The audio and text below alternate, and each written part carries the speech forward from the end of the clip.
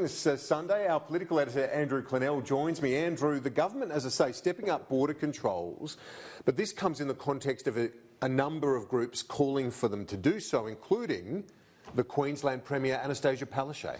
And the federal government source this morning, Kieran, has described Anastasia Palaszczuk as a political opportunist. They've said that she would have been aware that the advice was coming from the Chief Medical Officer about the steps Scott Morrison was about to take, and she got out ahead of it. Obviously, the Chief Health Officers from every state were talking to the Chief Medical Officer the whole time. So we've seen here Scott Morrison choosing the borders over the economy, I guess. It was only last Thursday we had a situation where people in government were saying, well, there's no human-to-human contact in Australia, so we don't have to go to this lengthy step, but more human-to-human contact in China has created this situation. Let's recap what Anastasia Palaszczuk said on Friday. Only the federal government has the details on their incoming boarding card of who they are, where they are staying and their mobile phone contact numbers. We need to contact those people. I mean, I don't know at the moment in Queensland where people from the Hubei province currently are because the federal government has that information. So, Andrew, the government, obviously the federal government, that is not happy with some of her representations, including, as you say this morning, someone calling her a political opportunist. That's right. So 2 days in a row a clash. I mean, the federal government was saying on Friday, well, they didn't contact us till about 9 o'clock Friday morning. And today they're sort of saying, well, she would have known what was coming and she tried to get out ahead of us and make it look like it was her driving it. Interesting stoushes ahead. Indeed. We've got Home Affairs Minister Peter Dutton shortly on that. On the other big story of the week, Bridget McKenzie, with Parliament about to return for the year this week, are you hearing she could be gone today? I'm hearing today, but who knows in this long-running saga, Kieran. And let's look at a situation where, let's say the Prime Minister has the report from Phil Gaetjens into her conduct now, and let's say, as most expect, it's a negative finding. The easiest way for her to leave is to resign, not to be sacked.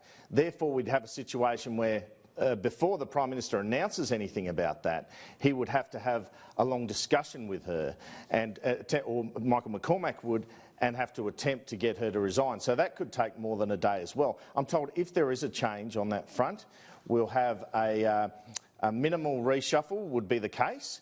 Perhaps Darren Chester coming into the cabinet. The new deputy leader of the Nats would be David Littleproud, and he would have the choice on who comes into cabinet. And on that energy deal that we saw announced between the Prime Minister and the Premier of New South Wales, it was all smiles at the announcement, but apparently some tension behind the scenes to that energy deal. Talk us through it. Is there ever? And it's quite strange here that Scott Morrison seems to want to have what's known as a Brown announcement where he talks up gas, whereas the situation with Gladys Berejiklian, she wanted to have a green announcement. We saw her Environment Minister Matt Keane. He was out there basically saying this is a green energy announcement. Scott Morrison was saying this is about gas.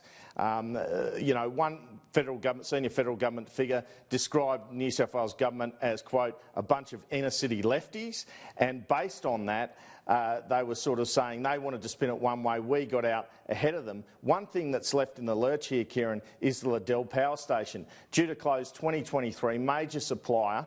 Let's have a look at what the agreement says about the Liddell Power Station, because it's still open for if we can pull that up, still open for discussion. The New South Wales government were fearing, because Angus Taylor's been pushing for it, the Energy Minister, that they'd have to keep it open until 2026, and they'd have to stump up a couple $100 million for that. It says this task force will produce a report in early 2020 on options to respond to Liddell's announced closure, and basically leaves that option on the table. That's still, and then it says the governments will work collaboratively to respond to the task force report. So a further Brown announcement wanted by the feds, but a bit of resistance from New South Wales government. Bit of way to play out here. Yeah, indeed. Quite interesting. Different priorities between the New South Wales government and the federal government. Andrew, thanks so much. We'll chat to you a bit later in the program.